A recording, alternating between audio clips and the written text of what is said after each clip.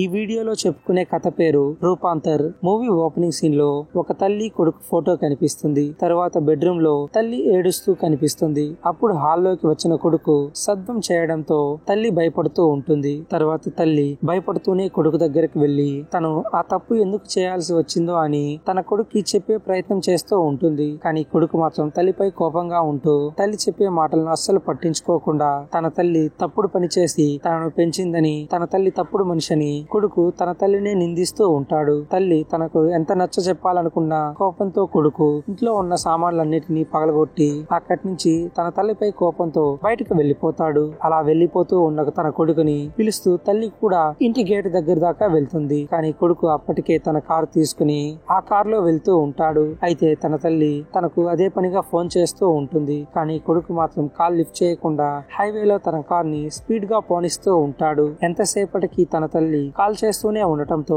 కొడుకు తన తల్లి ఫోన్ కాల్ ని కట్ చేసి తన తల్లి చెడ్డదని, తన తల్లి తప్పుడు పని చేసిందని తలుచుకొని మరీ బాధపడుతూ ఉంటాడు. ఇలా కొడుకు బాధపడుతూ ఉన్నప్పుడే అతనికి తనకు ఎదురుగా అమ్మాయిలను సప్లై చేసేటువంటి బ్రోకర్ కనిపిస్తాడు. అతను అక్కడున్న అమ్మాయిల దగ్గరికి తీసుకుని వెళ్తూ ఉంటాడు. అది చూసి కోపంతో రగిలిపోతూ ఉన్న కొడుకు అక్కడే వారిని తప్పుడు పని చేసే వారిని నిందిస్తూ చూస్తూ ఉంటాడు. అప్పుడు ఆ బ్రోకర్ కొడుకు దగ్గరికి వచ్చి ఏమైనా ఐటెం కావాలని అడుగుతాడు. అందుకు ఫ్రస్ట్రేషన్ లో ఉన్న కొడుకు ఆ బ్రోకర్ యొక్క చొక్కా పట్టుకుని తన దగ్గర ఉన్నటువంటి హై కాస్ట్లీ అయినటువంటి వేస్ట్ దగ్గరకు తాను తీసుకువెళ్ళమని తనను చొక్కా పట్టుకుని బెదిరిస్తాడు. తర్వాత బ్రోకర్ కొడుకు బాగా ఫ్రస్ట్రేషన్ లో ఉన్నాడని అతన్ని తీసుకుని ఆ వేశ్య గృహం చుట్టూ తిరుగుతూ ఉంటాడు. ఇలా కొంతసేపటి తిరిగేటప్పటికే కొడుకు ఆ బ్రోకర్ అమ్మాయిని చూపించకపోవడంతో తన దగ్గర డబ్బు ఉందని ఎంత కావాలంటే అంత తీసుకుని తన దగ్గర ఉన్న కాస్ట్లీ వేస్ట్ దగ్గరకు తనను తీసుకువెళ్ళమని ఆ డబ్బుని కొడుకు బ్రోకర్ ముఖంపై విసురుతాడు. కానీ బ్రోకర్ కింద పడిన డబ్బుని తీసి తిరిగి మళ్ళీ కొడుకు దగ్గరే ఇచ్చి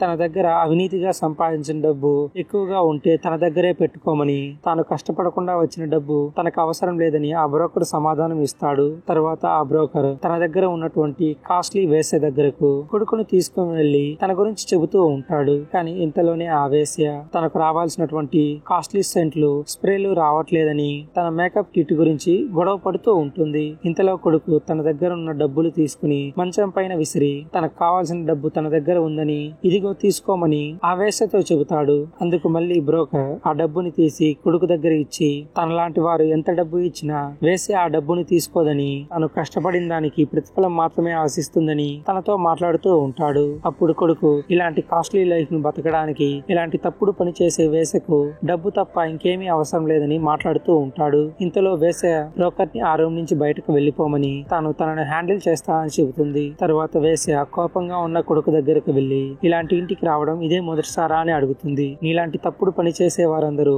ఇలా సమాజంలో ఉండబట్టే తమలాంటి వారి బతుకులు ఇలా తగలడ్డాయని ఆ వేశ్యను కొట్టడానికి ప్రయత్నిస్తూ ఉంటాడు. ఇంతలో ఆ వేశ్య యొక్క కూతురు అక్కడికి రావడంతో తన తల్లిని అక్కడున్న కొడుకు కొడుతూ ఉన్నాడని భయపడుతూ తన తల్లితో మాట్లాడుతూ ఉంటుంది. అది చూసిన వేశ్య తన కూతురు దగ్గరకు వెళ్లి తనను రూమ్ లోపలికి వెళ్లిపోమంటుంది. కానీ కొడుకు మాత్రం వేశ్య కూతురు దగ్గరకు వెళ్లి వేశ్య కూతురుతో తన తల్లి ఇప్పుడు తప్పుడు పని చేస్తోందని, ఆ తప్పుడు పని వల్లే తాను ఇప్పుడు బతోందని, తను పెద్దయ్యాక ఈ నిజం తెలిస్తే సమాజం ముందు తాను తలెత్తి బతకడం చేత కాదని, అందుకే ఈ విషయాన్ని ఇప్పుడే తెలుసుకోమని, ఇక్కడే ఉండమని వేశ్య యొక్క కూతుర్ని బలవంతంగా అక్కడే ఉండమని చెబుతూ ఉంటాడు. ఇంతలో అక్కడికి వచ్చినటువంటి వేశ్య తన కూతురికి తన గురించి నిజాలు చెబుతూ ఉన్నందుకు కొడుకుతో గొడవ పడి తన మాట వినకపోయేసరికి తన చెంపపై చెల్లుమనిపిస్తుంది. అప్పుడు కొడుకు ఇప్పుడు తాను చేస్తున్న తప్పే తన తల్లి చేయడం వల్ల తాను సమాజంలో ఇప్పుడు తలెత్తుకుని తిరగలేకపోతూ ఉన్నా అని, రేపు తన కూతురు పరిస్థితి కూడా అంతే అని వేశ్యతో బాధపడుతూ చెబుతూ ఉంటాడు. అప్పుడు ఆ వేశ్య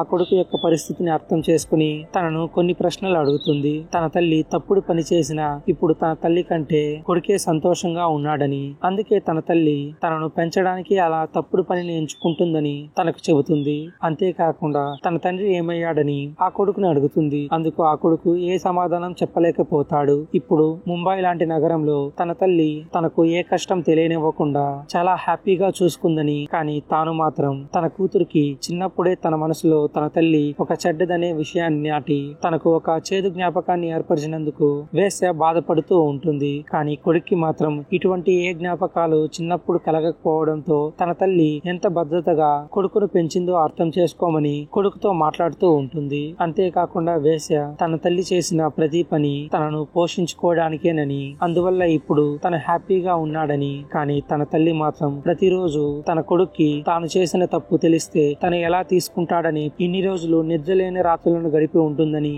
ఆ కష్టం ఏమి కొడుకు తెలియకుండా తాను చాలా సంతోషంగా ఉన్నాడని కొడుకుకు చెబుతుంది. అప్పుడు కొడుకు తన తల్లి తన కోసం చిన్నప్పుడు ఏ విధంగా కష్టపడిందో, తనను ఎంత సంతోషంగా చూసుకుందనే విషయాన్ని తలుచుకుని బాధపడుతూ ఉంటాడు. ఇలా కొడుకు బాధపడుతూ ఉండగా పక్కన రూమ్ లో ఉన్నటువంటి వేశ్య యొక్క కూతురు కొడుకును ఓదారుస్తూ బాధపడవద్దని చెప్పి తనను దగ్గర తీసుకుంటుంది. అప్పుడు కొడుకు తన కోపంలో వేశ్య యొక్క కూతురికి తన తల్లి గురించి తప్పుగా చెప్పినందుకు బాధపడుతూ వేశ్యను క్షమించమని అడుగుతాడు. తర్వాత కొడుకు ఇంటికి వెళ్లి చూడగా తన తల్లి బాధపడుతూ కనిపిస్తుంది. అప్పుడు తల్లి తన కొడుకును చూసి వెంటనే పైకి లేచి తనను దగ్గరికి తీసుకుని తనను తన తండ్రి వదిలేసి వెళ్లిపోయిన తరువాత తనకు ఎలా బతకాలో తెలియక తప్పుడు పనిని తాను ఎంచుకున్నా అని, కానీ ఆ తప్పుడు పని వల్ల తన కొడుకు బాగుపడతాడని తాను అనుకున్నానే తప్ప తను తన లైఫ్ ని ఎంజాయ్ చేయాలనుకోలేదని, తాను ఏ పని చేసినా తన సంతోషం కోసమే చేశా అని కొడుక్కి చెబుతుంది. ఇలా కొడుకు కూడా బాధపడుతూ ఉండటంతో